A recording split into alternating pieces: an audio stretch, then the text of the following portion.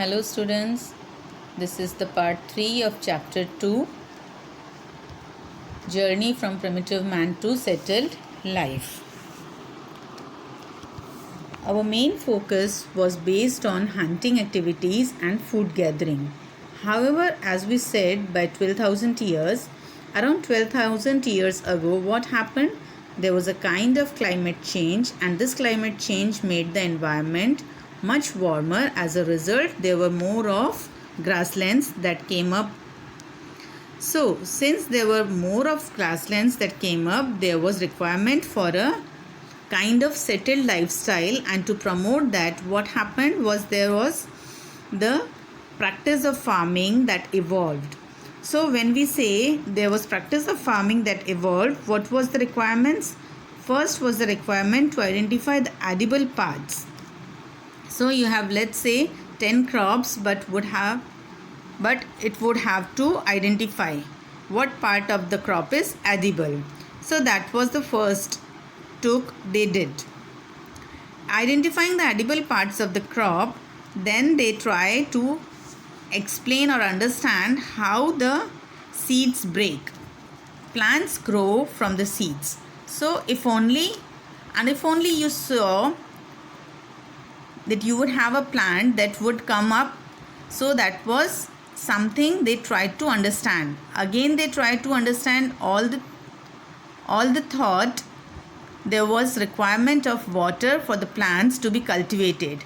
So they tried to start a settlement near or in the vicinity of water sources. So that was again primary consideration. Then the right time for ripening of the plants or the fruits and vegetables. So if they are oversight, they are destroyed, and if they are under ripe, they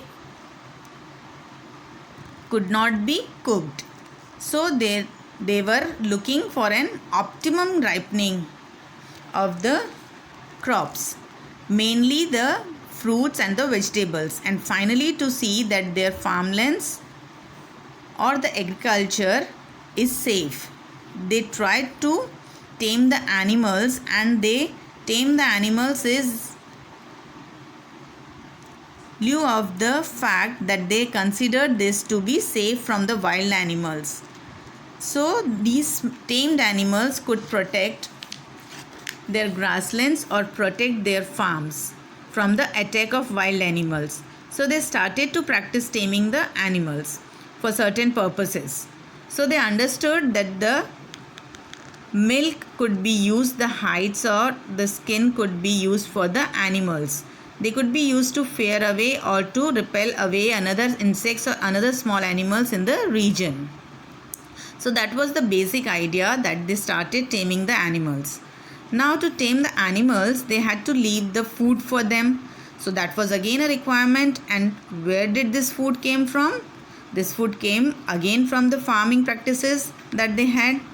Again, they were also interested in selecting the plant species which are not prone to so much diseases. So not prone to diseases, so selecting of the species which are diseases resistant was again an important consideration during that time.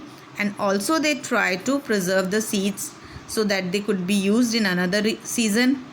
So it was a fitted trial where they tried to crop a wheat plant in the summer, then in winters, and then in autumn, and saw in which season finally you have a wheat crop that could come up.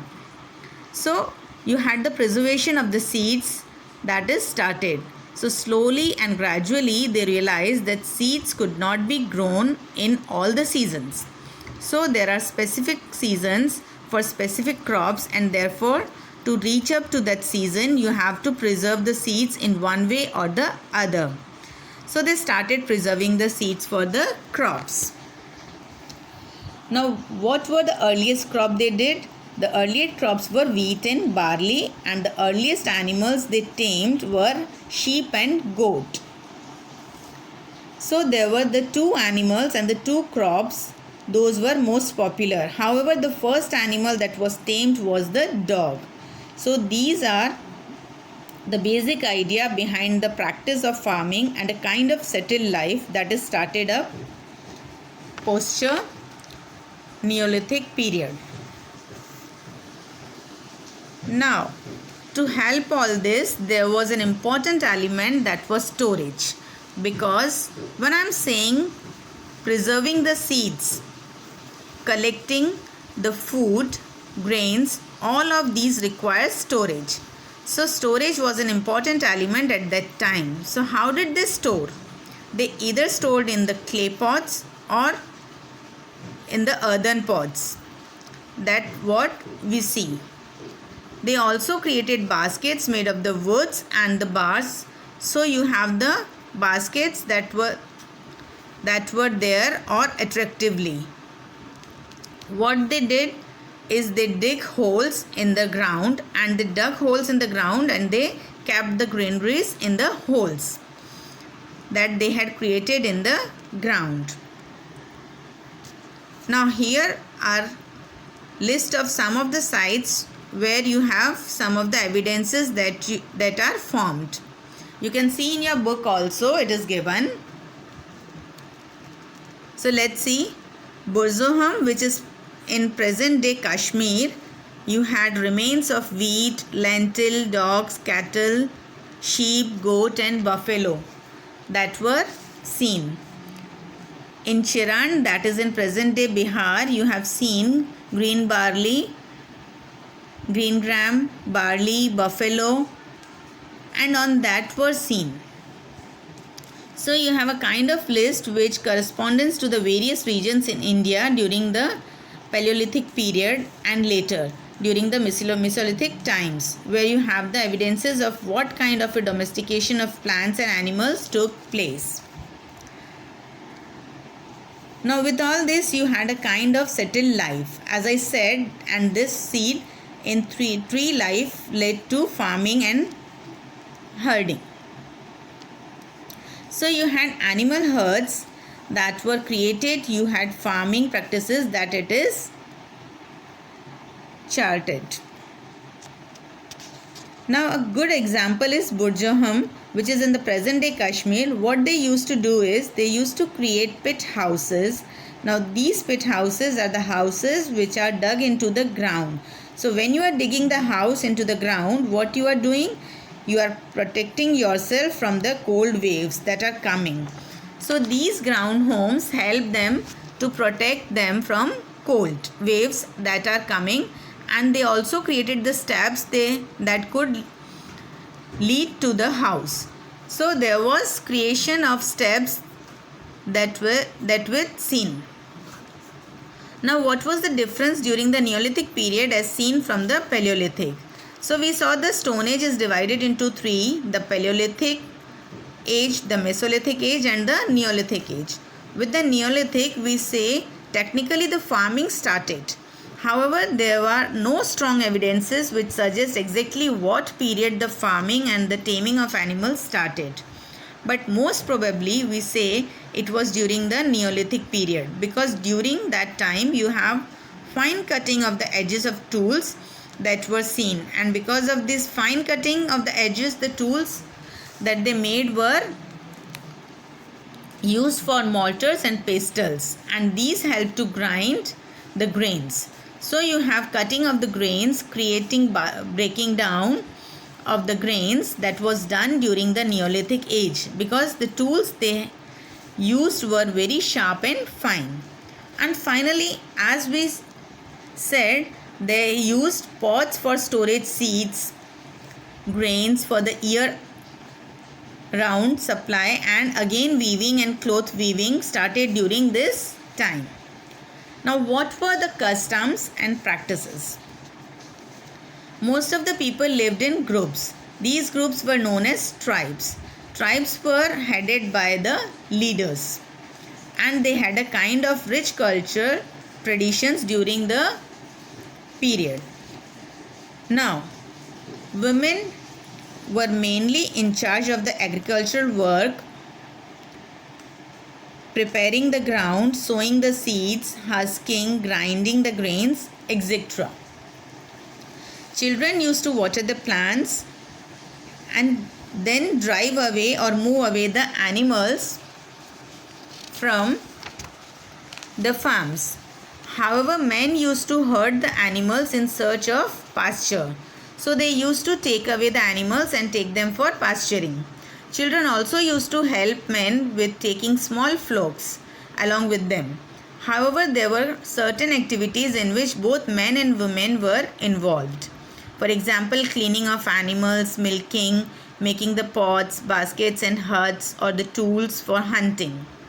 So mainly grinding during the Neolithic time. It was hunting predominantly during the Paleolithic time. So these were the main customs that were prevalent during this time. Now there are two key studies that are given. First is the Mehrgarh. Mehrgarh lives near the Bolan Pass in Iran. It was the first time in this area that people learned to grow barley, wheat and rear sheep and goats. The bones of deer, pig, sheep, goat, cattle are also seen in this region. Most of the houses were square or rectangular in shape and there were 4 or more compartments seen in these regions. Also, there was practice of storage that was seen in the people of Mehrgarh believed in, like after death. So you had numerous burial signs that are being found in Mehrgarh, and these burial signs that you had a dead body accompanied with a kind of body of an animal. So most of the human beings were buried along with animals. The next is Dauji Hadling. Now this is a village was the Brahmaputra, near the Brahmaputra region. So it relies on the route of China and Myanmar. Stone tools were used mainly in the form of mortars and pestles to grind the grains and to crush them down, and they also used to grow grains and prepare food. Jaded is one of the important stone that was found from this region, and this was brought to the Dauji region by China, and you had to make of fossil fuels, fossil woods and pottery that are seen in this region. So these are the some of the classic examples of the Neolithic period. So here I am concluding the chapter. If you have any query or any doubt about this chapter, we will solve your doubts or queries in interaction video session. So till then, stay home, stay safe. Bye bye. Take care.